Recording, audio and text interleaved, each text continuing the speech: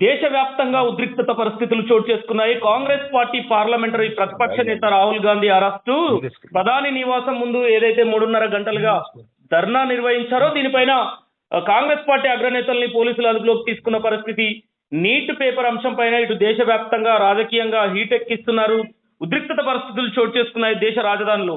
ఇదే అంశం పైన తెలంగాణ కాంగ్రెస్ పార్టీ అధ్యక్షులు బొమ్మ మహేష్ కుమార్ గౌడ్ ప్రస్తుతం మనతో ఫోన్ లైన్ లో అందుబాటులో ఉన్నారు. తన మాటల్లో తెలుసుకుందాం అసలు కాంగ్రెస్ పార్టీ అగ్రనేతల అరెస్టును తను ఎలా చూస్తారు ఏంటి అనేది. మహేష్ కుమార్ గౌడ్ గారు నమస్తే అండి. నమస్తే. నమస్తే చెప్పండి, కాంగ్రెస్ పార్టీ అగ్రనేతల్ని అరెస్టు చేశారు ఢిల్లీలో. నీట్ పేపర్ లీక్ అంశం పైన ధర్నాకు కూర్చుంటే ఎలా చూస్తారు? ఇది ప్రజాస్వామ్యానికి విఘాతం కలిగేసేటువంటి చర్య. ఇది రాహుల్ గాంధీ ఆషామాషి నాయకుడు కాదు, ప్రతిపక్ష నాయకుడు, ప్రధానమంత్రి తర్వాత అంతట హోదా కలిగిన నాయకుడు. వీళ్ళొక న్యాయమైన అంశం. ఈ దేశంలో చెప్పని ఇంచుగా చాతీనాదని చెప్పుకునే మోడీ గారు కనీసం నీట్ పరీక్షల్ని సమర్థవంతంగా నిర్వహించలేకపోయాడు. తద్వారా 22 లక్షల మంది నానా ఇబ్బందులు పడ్డారు. పదుల సంఖ్యలో ఆత్మహత్యలు చేసుకున్నారు. అంత అసమర్థత ప్రభుత్వం నడుస్తుంది కాబట్టి కనీసం ధర్మేంద్ర ప్రధాన్ దీని మీద రాజీనామా చేయాలని, సూసైడ్ చేసుకున్నటువంటి వ్యక్తులకి న్యాయం జరగాలని, ఇక ముందు ఇలాంటి లీకేజ్ ఉండకూడదని డిమాండ్ చేస్తూ నిన్న ధర్నా చేసినటువంటి విద్యార్థుల మీద ఆడామగ తేడా లేకుండా విచక్షణ రహితంగా బాష్పవాయు నుంచి లాఠీచార్జ్ చేసినారు.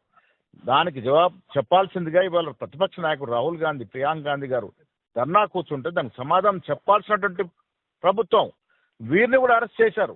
అంటే ఎక్కడుంది ప్రజాస్వామ్య విలువలు ఎడిపోతా ఉన్నాయి. రాజ్యాంగానికి తుంగలో తొక్కి ఇలా ఓట్ల చోరీ, సీట్ల చోరీ చేస్తున్నటువంటి బీజేపీ నాయకులు కనీసం ప్రజాస్వామ్యంలో ప్రతిపక్ష నాయకుడు కూడా ధర్నా చేసి నిరసన తెలిపే హక్కును కాలరాస్తా ఉన్నారు. మహేష్ కుమార్ గౌడ్ గారు, ఇక్కడ నియంత్రణ పాలన జరుగుతా ఉంది దేశంలో. మహేష్ కుమార్ గౌడ్ గారు, ఇక్కడ కేంద్ర మంత్రి జితేంద్ర గారు తన దగ్గరికి వచ్చి రాహుల్ గాంధీతో చర్చలు జరిపారు. నీట్ అంశం పైన పార్లమెంట్ లో చర్చిస్తేందుకు మేము సిద్ధమంటూ కూడా చెప్పారు. అయినా ప్రతిపక్ష నేత ధర్నా విత్డ్రా చేసుకోవడం పట్లనే ఇది ఇలా అరెస్ట్ చేయాల్సి వచ్చింది అనేది చెప్తున్నారు వాళ్ళు. ఇప్పుడు ఈ అంశము జరిగి దాదాపు 20 రోజుల నుంచి నెల రోజులు వస్తుంది. ఎగ్జామ్స్ లీకేజ్ అయిపోయి ఇంతవరకు ప్రధానమంత్రి నుంచి స్పందన లేదు. దాని మీద ఒక స్టేట్మెంట్ లేదు.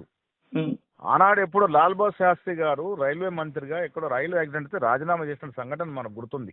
ఇవాళ ఇంత పెద్ద స్కామ్ జరిగి ఇంత 22 లక్షల విద్యార్థుల జీవితాలతో చెలగమాటినటువంటి మంత్రిని బర్తరఫ్ చేయకుండా, రాజీనామా చేయకుండా ఇంకా మీరు కేబినెట్ లో పెట్టుకున్నారంటే మీకు విద్యార్థుల పట్ల ఉన్నటువంటి ప్రేమ దీనిలో అర్థమవుతా ఉంది.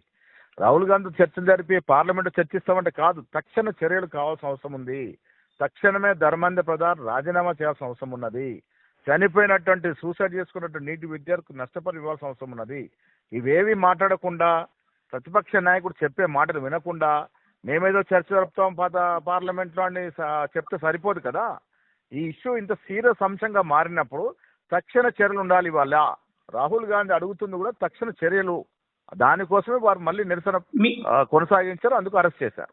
తెలంగాణ ప్రదేశ్ కాంగ్రెస్ అధ్యక్షుడిగా మీ కార్యాచరణ ఎలా ఉండబోతుంది మీ అగ్రనేతల అరెస్టు పై?